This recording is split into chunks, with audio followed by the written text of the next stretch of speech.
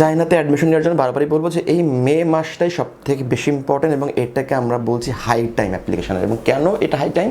কারণ ভার্সিটিগুলোর এই সময়টা মোটামুটি ভার্সিটিগুলো বেশি অ্যাক্টিভ থাকবে। হয়তো বই পোর্টালে হয়তো আপনি দেখলেন 30 তারিখ পর্যন্ত ডেডলাইন, এটা কিন্তু সব সাবজেক্টের জন্য। ভার্সিটি কিন্তু কখনোই এক সাবজেক্টের জন্য ডেডলাইন এটা সেকেন্ড এটাকে কখনোই দিবে না, তারা একটা কম্পেয়ার করে দিবে। সো আপনার পছন্দ কম্পিউটার সায়েন্স আপনি অ্যাপ্লাই করলে আলটিমেটলি সিট পাচ্ছেন না। কেন? কারণ কোটা শেষ হয়ে গেছে, এখনও সিট আছে।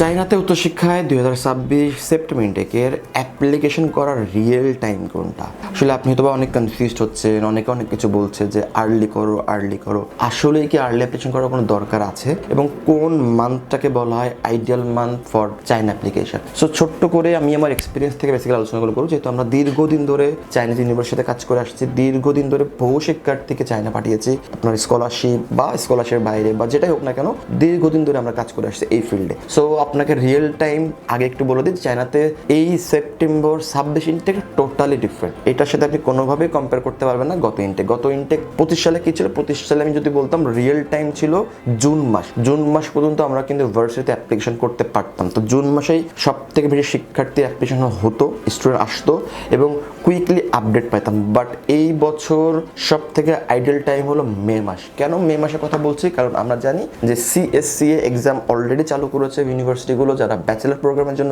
যারা ব্যাচেলার শিক্ষার্থী এনরোল করবে। তো CSCA এর এই এপ্রিলে যে এক্সামটা হয়েছিল সেটা রেজাল্ট আসবে মে মাসের 8 তারিখের পর রেজাল্টটা আসবে বেসিক্যালি। সো তখনই কিন্তু অনেক বড় সংখ্যার একটা শিক্ষার্থী ভার্সিটিতে কিন্তু পোর্টালে কিন্তু অ্যাপ্লিকেশন করবে এবং আমরাও কিন্তু ওয়েট করছি ওই রেজাল্টের অপেক্ষায়। সো তখনই কিন্তু ভার্সিটিগুলো কিন্তু মোটামুটি একটু বসে আছে ওই অপেক্ষায় যে তারা কত ভালো স্টুডেন্ট পাচ্ছে। সো চায়নাতে অ্যাডমিশন নেওয়ার জন্য বারবারই বলবো যে এই মে মাসটাই সব থেকে বেশি ইম্পর্টেন্ট এবং এটাকে আমরা বলছি হাই টাইম অ্যাপ্লিকেশনের। এবং কেন এটা হাই টাইম?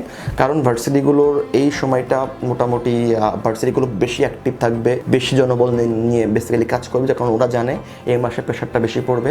এবং এই সময়ে যদি আপনি অ্যাপ্লিকেশন করতে পারেন তাহলে কিন্তু আপনি আপডেটগুলো কিন্তু কুইকলি পাবেন। কুইকলি বলতে যেভাবে বুঝি যে হয়তো বা গ্রুপের মধ্যে পড়ে গেলে হয়তো আপনি একটু টাইম কম লাগতেছে। লাইক আমাদের সাথে যারা মার্চ মাসে কাজ শুরু করেছে ওরাও পাচ্ছে সাপোজ মে মাসে আপডেট, আপনি কাজ শুরু করছেন মে মাসে, আপনিও পাচ্ছেন মে মাসে আপডেট। দ্যাট মিনস আপনি কম্পেয়ার টু আদার্স আপনি কিন্তু আপডেটটা কুইকলি পাচ্ছেন।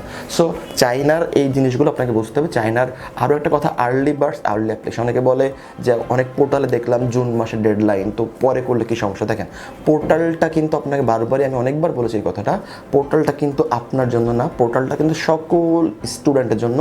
এবং একটা ক্যাম্পাসে কিন্তু একটা সাবজেক্ট থাকে না। লাইক আপনি পড়তে যাচ্ছেন শুধু এক সাবজেক্টে, ডাজেন্ট মিনস ওই সাবজেক্টটা অ্যাভেলেবেল। ওই ক্যাম্পাসে কিন্তু আরও 4-5টা সাবজেক্ট থাকে এবং সব সাবজেক্টের সাথে কিন্তু আনপপুলার সাবজেক্টও কিন্তু থাকে। লাইক মাইনিং টেকনোলজি আছে, সার্ভে অ্যান্ড ম্যাপিং আছে, অনেক ধরনের আনপপুলার সাবজেক্ট থাকে। হয়তো এগ্রিকালচার থাকতে পারে বা ইদানিংকালে আরও কিছু সাবজেক্ট পাচ্ছি আমরা, ই কমার্স বিজনেস। সো সবাই কিন্তু সব সাবজেক্টে কিন্তু ডিমান্ডিং মনে করে না।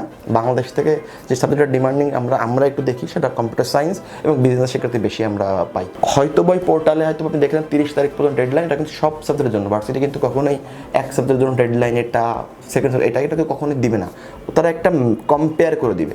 সো আপনার পছন্দ কম্পিউটার সায়েন্স আপনি অ্যাপ্লাই করলে আলটিমেটলি সিট পাচ্ছেন না। কেন? কারণ কোটা শেষ হয়ে গেছে, এখনও সিট আছে অন্য সাবজেক্টে। আপনি কিন্তু জানেন না ওই ভার্সিটিতে আপনার সাবজেক্টে সিট আছে কিনা। তো সিট থাকেও বাংলাদেশে কয়জন নেবে সেটা জানেন না।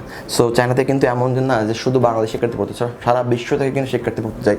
এবং ভার্সিটিগুলো কিন্তু খুব কনসার্ন করে যে এক কান্ট্রি থেকে যেন বেশি স্টুডেন্ট না আসে। যেমন আমাকে একটা ভার্সিটি বলেছে যে বাংলাদেশ থেকে সর্বোচ্চ আমরা এবার 30টা শিক্ষার্থী নিব, সকল প্রোগ্রাম। ভার্সিটির 7টা ডিপার্টমেন্ট আছে, মাত্র 30টা। কেন? আমাদের already previous time Bangladesh student আছে অনেক। সো আমরা একটা কালচারাল ডাইভার্সিটি তৈরি করবো ক্যাম্পাসে। কারণ আপনার ক্যাম্পাসে সব বাংলাদেশে ভালো লাগবে না, আপনার ক্লাসে যদি সব বাংলাদেশে আপনার কিন্তু ভালো লাগবে না। আপনি ভাববেন দূর মিয়া বিদেশে আসলাম, সেটা তো দেশ ভাই পাচ্ছে। সো ওরাও কিন্তু এটা কিন্তু মেনটেন করে। সো চায়নার পেশনের এটাই কিন্তু লাস্ট সুযোগ, আইডিয়াল টাইম। এরপরে যে অপশন হবে না ব্যাপারটা না, অবশ্যই হবে। তবে এখন অপশন বেশি আমাদের হাতে, আগামী যতদিন আগাবো তত অপশন কিন্তু আমাদের কাছে কমবে। এবং অপশন কমা মানে কিন্তু আপনার অ্যাডমিশন চান্সেস কিন্তু কম। আমাদের কাছে আসা মানেই অ্যাডমিশন কনফার্ম, এটা কিন্তু কখনোই না। আমরাও কিন্তু সেম অ্যাপ্লিকেশন করি আপনি যেভাবে করবেন। আমরা কি আপনার থেকে হয়তো বা 2-3 ভার্সিটি সম্পর্কে বেশি জানি, আমরা অভিজ্ঞ। আদরে আসলে আমার এবং আপনার কোনো পার্থক্য নেই। তো চায়না সেখানে যদি আপনার কোনো আগ্রহ থাকে, জানার থাকে, আপনি চাইলে আমাদের অফিসে আসতে পারেন, হোয়াটসঅ্যাপে নক করতে বা কমেন্টও করতে পারেন। আমরা ওয়াইড ওয়ার্ল্ড কনসালটেন্সি 7 বছর বেশি সময় চায় না বিভিন্ন ইউনিভার্সিটি স্কলারশিপ নিয়ে কাজ করে আসছি।